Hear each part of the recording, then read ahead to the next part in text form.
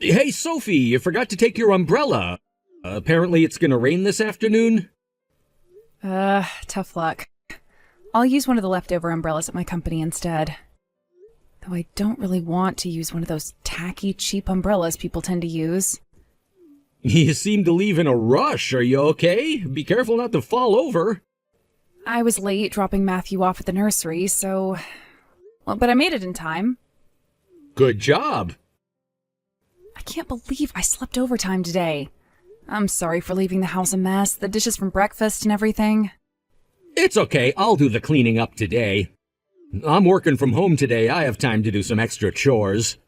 It's honestly been really helpful that you've been working from home lately. Thanks so much for handling the chores.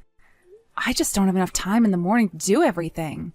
Working from home is also convenient for when Layla is sick and she can't go to nursery school. This way, there's no need for one of us to take a day off work to look after her. With that being said, it's still a bit tough working and taking care of Layla or Matthew at the same time. I know, I'm really sorry about that. Thanks a lot for taking care of Matthew when he's unwell. Well, it's doable. We'll make this work between the two of us, as usual. Recently, you've also been doing most of the cleaning and the laundry. My favorite thing to come home to lately is the hot bath you prepare for me. I would hate to have to clean the bath after I go back home. You still take Matthew to school every day and do most of the cooking. I think we've split out our chores pretty evenly, so don't worry about it. You're so kind. I'm so grateful to you. Thank you so much. It's okay. Financially, you earn more than me anyways, so I feel like I should compensate by trying my best to handle more chores. Otherwise, you might just decide to dump me one day. I would never. I'd never dump you, whatever happens. You think so? I guess I'm safe then. Oh no. I have to go on a business trip from tomorrow. Huh? So suddenly? My colleague, who is supposed to go, he's caught the flu. So I have to fill in his shoes. Oh no, that's unlucky. How long do you have to go? About a week. That's pretty long. I should decline, right?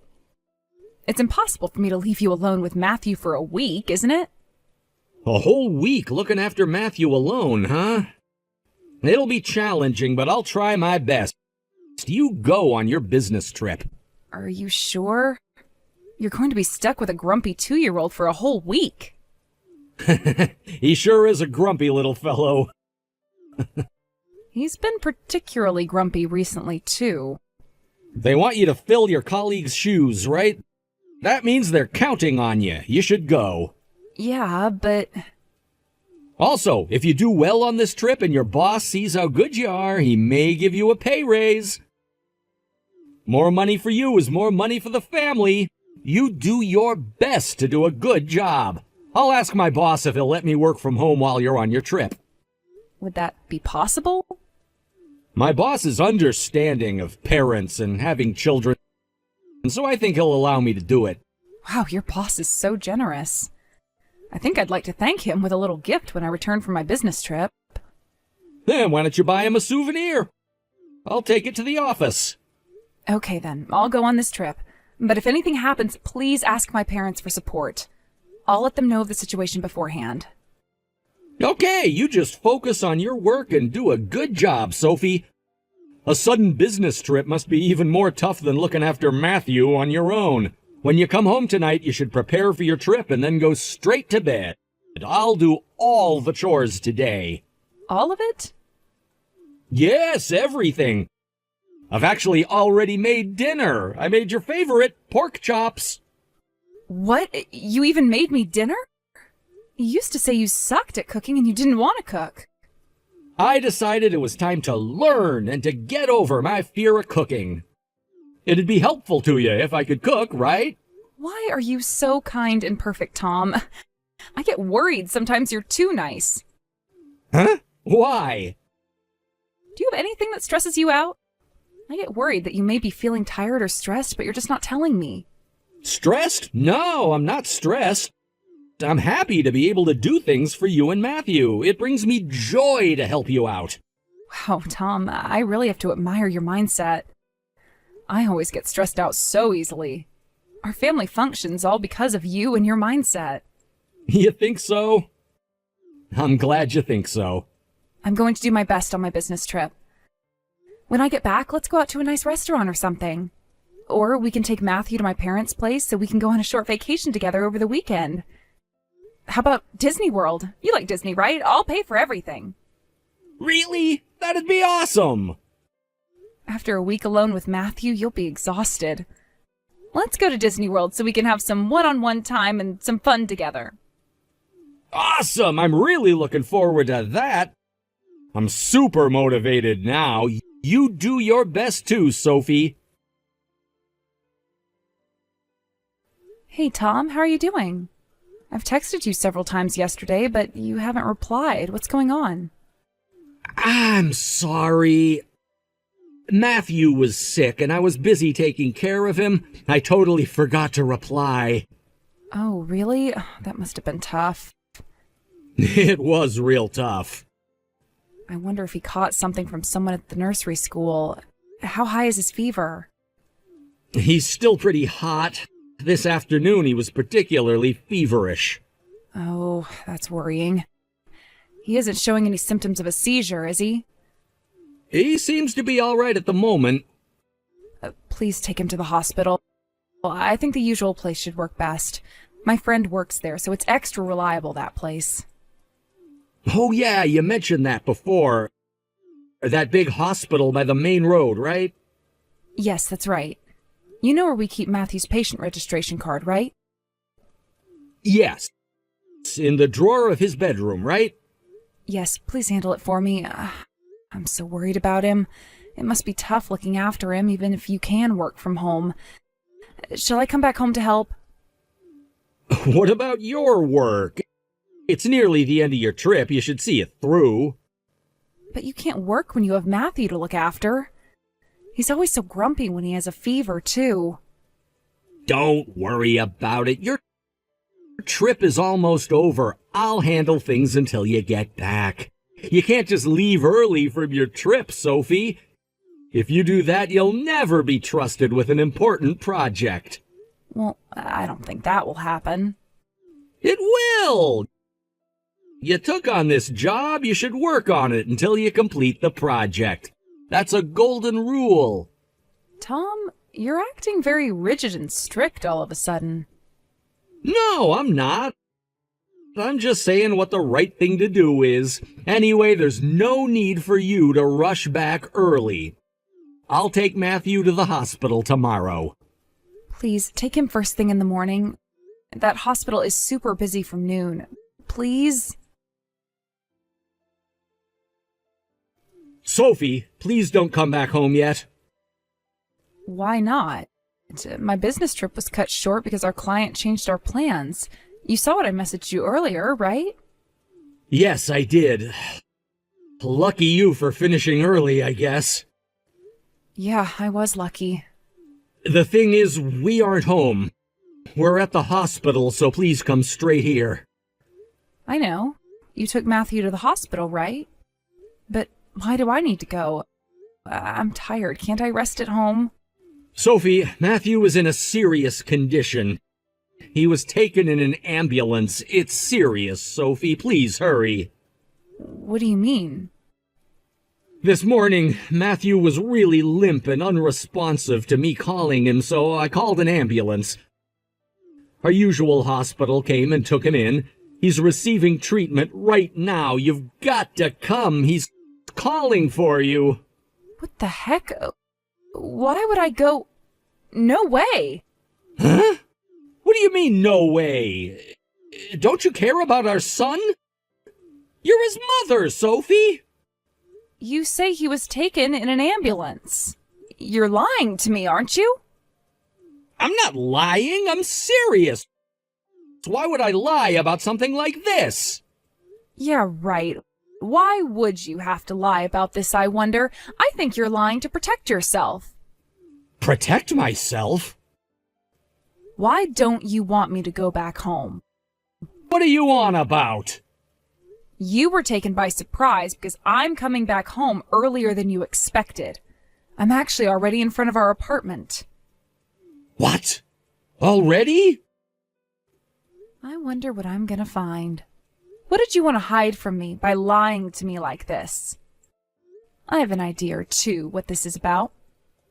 What are you saying? You're talking nonsense.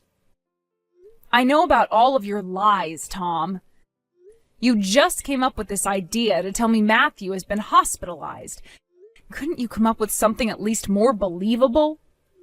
I'm not lying. I was actually texting a friend of mine from our neighborhood earlier. She said she saw you and Matthew near our apartment this morning. I suppose this is when you were on your way to the hospital? She told me that Matthew said hello to her, all bright and cheerful. Quite different from what you told me just a moment ago. Shit. Unfortunately, it's true. I've also heard something else from this friend of mine. What do you think it is? What is it? I'll tell you the rest after I go in the house. Wait! Don't go inside! I beg you! I already opened the door. Drum roll, please. What's happening?